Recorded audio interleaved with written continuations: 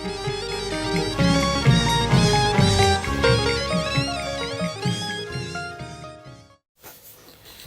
းလုံးပဲမင်္ဂလာပါခင်ဗျာခုကျွန်တော်ဖတ်ပြပေးမှာကတော့စာရေးဆရာကြီးဝင်းဖေရဲ့ကတိကတ်သက်ပြည့်မှုလို့မြည်ရတဲ့ဝတ္ထုတိုကလေးပဲဖြစ်ပါတယ်နားဆင်ကြည့်ပါအောင်ခင်ဗျာကတိကတ်သက်ပြည့်မှုဟုတ်တယ်လေကျုပ်မှာဘာပြစ်ရှိလို့လဲကဲအော်ခတ်လိုက်တာခင်ဗျားကလေကျုပ်ပြောပြနေတာကိုကြားကဖြက်ဝင်လာပြီးဘယ်လိုလုပ်နားလဲမှာလဲဒုက္ခပါပဲစကပြန်ပြောရတော့မှာပဲပြီးခဲ့တဲ့လကကျုပ်ရန်ကုန်သွားတယ်လေမှတ်မိတယ်မဟုတ်လားထားပါ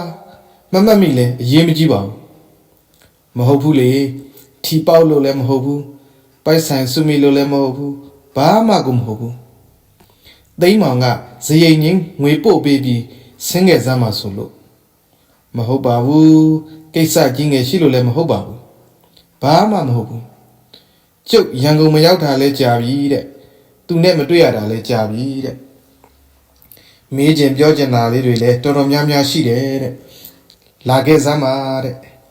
အတော်ရှုပ်တဲ့ကောင်များဒီကောင်ဂျုံမွေတာ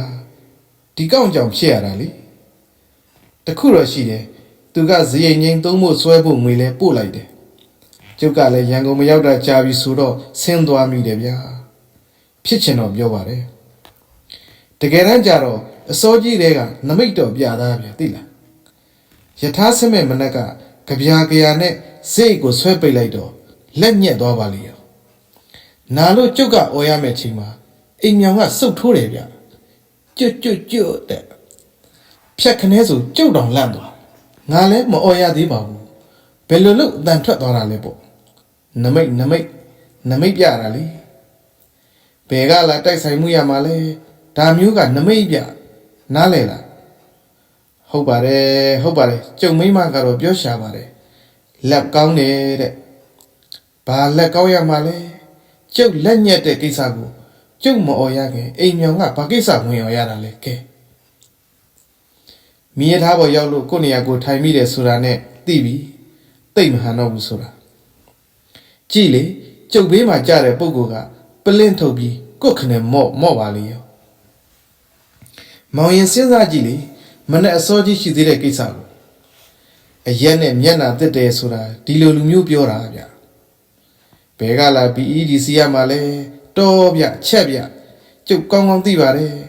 နန်လိုက်တဲ့ချက်အရက်ဗျစုနေတာပဲတခုတော့ရှိတယ်ဒီလူကအရက်သမားဆိုပေမဲ့ဟိုလူရန်လို့ဒီလူရန်လို့ဆိုတာမျိုးတော့မဟုတ်ဘူးဗျသူကတွေ့ကြရမြင်ကြရကိုကြည့်ပြီးအချောက်တိုက်ရည်တတ်တယ်ဗျကျုပ်ထင်လဲသူကိုးကြတဲ့ဘုန်းကြီးကိုဝက်ကြိုက်ခံရရင်တောင်ထိုင်ရင်မဲ့ငနေမျိုးဗျကျုပ်ရှိကလားပြတင်းနဲ့ကက်လက်ခုံမာကအသက်50လောက်ရှိမယ်မိမကြီးတယောက်ဗျတော်တော်အရှာပါတယ်သူ့ဘေးမှာကသူ့ယောက်ျားကြီးအသက်60လောက်ရှိပြီထင်တယ်မိမကြီးထက်9နှစ်10နှစ်လောက်ကြီးလိမ့်မယ်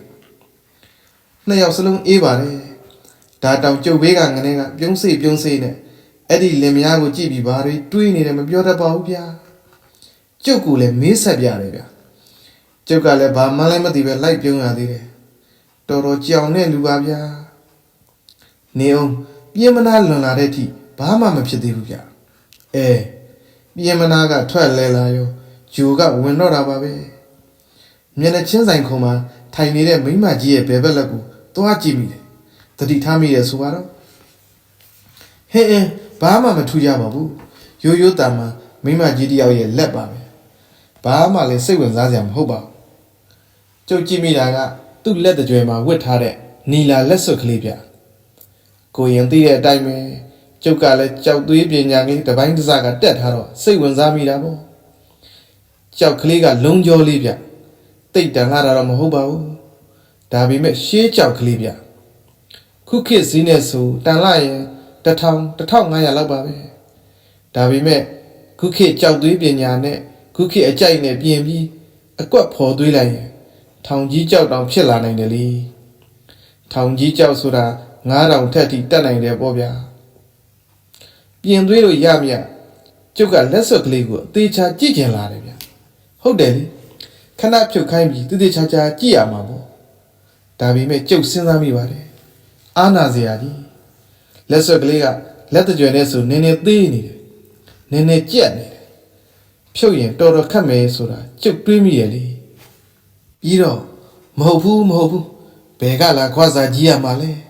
အလုံးသဘောကောင်းတဲ့မိန်းမကြီးဗျပြင်မနာမရောက်ခင်ကလေးကနည်းနည်းပါးပါးပြောမိကြပါတယ်အလွန်တိမ်တိမ်မွေ့မွေ့ရှိပြီးစိတ်ကောင်းရှိမဲ့ပုံပါပဲဗျာသိကြပါတယ်သူ့ယောက်ျားကြီးကလည်းလူအေးကြီးပါပဲလက်စွပ်ကိုဖြုတ်ကြည့်ခြင်းတဲ့စိတ်ကိုကျုပ်အတန်တန်ထိမ့်ပါတယ်တကယ်ပါ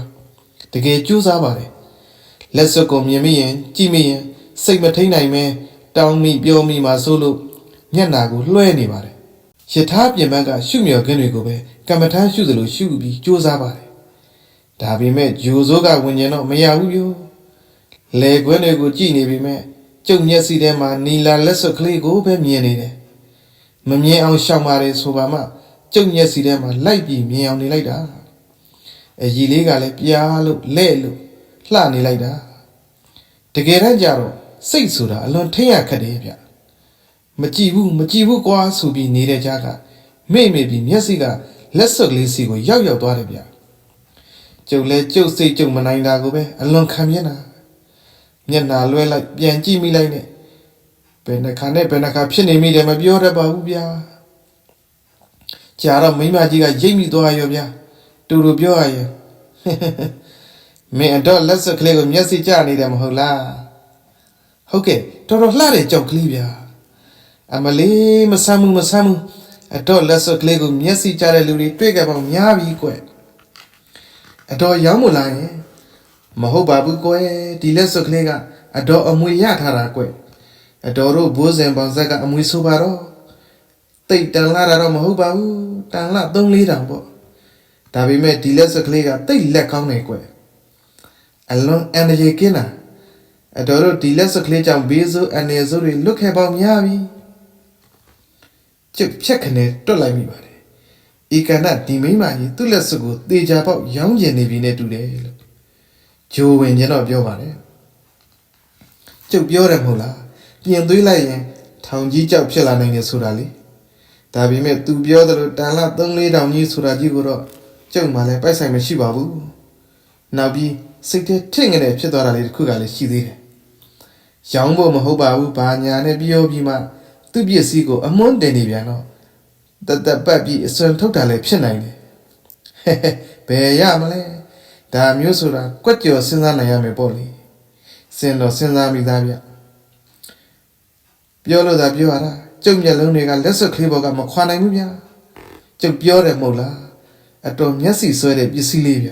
တကယ်ပါပဲကဲကြည့်သေချာကြည့်မိမကြီးကလက်ကိုဆန့်ထုတ်ပြီးပြနေတယ်ဗျကျုပ်ကလည်းအနီးကသေချာကြည့်တယ်ဒါကူပဲဘာရေစရာတွေ့တယ်လည်းမပြောတတ်ပါဘူးဘေးကအရက်သမားကလည်းရည်တယ်ဗျကျုပ်ကသူ့ကိုပဲတစ်ချက်လှည့်ကြည့်နိုင်ပါလေ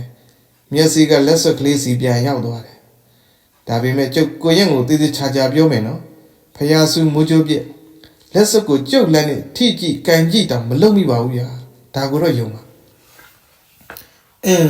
အတော့လက်စွပ်ကိုကြည့်တဲ့သူတိုင်းဒီလိုကြီးပဲမောင်ရင်လေးရဲ့ကြည့်လို့ကိုမဝါကြဘူးနေဦးအတော်ဖြုတ်ပြမယ်မိမကြီးကလက်ကိုယုတ်လိုက်ပြီးလက်စွပ်ကိုဖြုတ်ဖို့ကြိုးစားပါတယ်နေပါစေတော့အာနာစရာကြီးကိစ္စမရှိပါဘူးမောင်ရင်ရဲ့ဒါလေးများဘာမှဝင်မလေးပါဘူးပြောချွတ်လက်စွပ်ကိုကြိုးစားချွတ်နေတယ်ဗျလက်စွပ်ကလည်းတော်တော်သေးပြီးကြက်နေတော့လဲနဲ့မကျွတ်ဘူးနေပါစေတော့ကျွန်တော်မကြည့်တော့ပါဘူးကျုပ်ကဖျားဆူရစီရဲ့ဇွတ်ညင်းပါတယ်မိုးကြိုကြီးပြည့်ရပါစေရဲ့အခါကလည်းညင်းပါတယ်မချွတ်ပါနဲ့လို့ဒါပေမဲ့မရဘူးဗျအတော်ကြီးကလည်းအတော့ကိုစေတနာကောင်းနေတယ်သူ့ဘယ်ဘက်လက်တကြွယ်ကိုပါဇက်ထဲငုံပြီးတတွေးဆွပြီးဇွတ်ဆွဲချွတ်နေတယ်ဗျအဲ့ဒါဒုက္ခတွေ့တော့တာပဲဗျ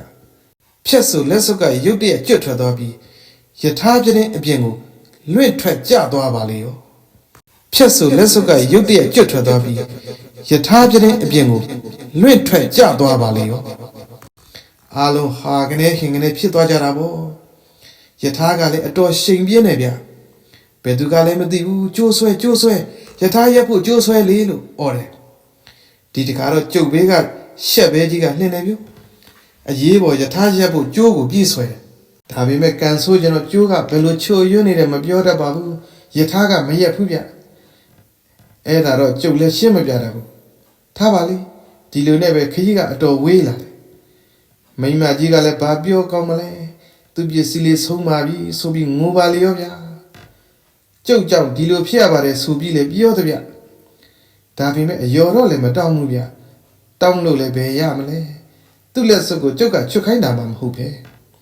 မချွတ်ပါနဲ့လို့အတန်တန်ပြောပါရဲ့နဲ့သူ့ဟာသူချွတ်တဲ့ဟာဒါကိုတော့သူ့ယောက်ျားလည်းသိတယ်လေနောက်ပြီးသူ့လက်စွပ်ကိုကျုပ်ကလက်ဖြားနဲ့တောင်ထိကြည့်မိတာမှမဟုတ်ပဲဟုတ်ဘူးလားဗျာဟာဒါကတော့ဒါပေါ့စိတ်ဝင်စားလို့ကြည့်မိတာတော့မှန်တယ်လေဗျာဒါပေမဲ့ကိုရင်ကိုကျုပ်ပြောပြတဲ့အတိုင်းပဲလေကျုပ်ကကြည့်အောင်ကြည့်မိတာပါဗျာပြလို့လဲစမပြောမိပါဘူးချွတ်ခိုင်းမှုဆိုတာဝေးလို့သူဟာသူချွတ်ပြပါမယ်ဆိုတာတောင်မချွတ်ပါနဲ့တားပါလေဗျာမိုးချိုးပြဖျားစု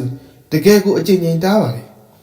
ဟုတ်ပါတယ်ဘာပဲဖြစ်ဖြစ်တတ်နိုင်တဲ့မြတော့ယော်ပေးဖို့ကျုပ်စဉ်းစားပါသေးတယ်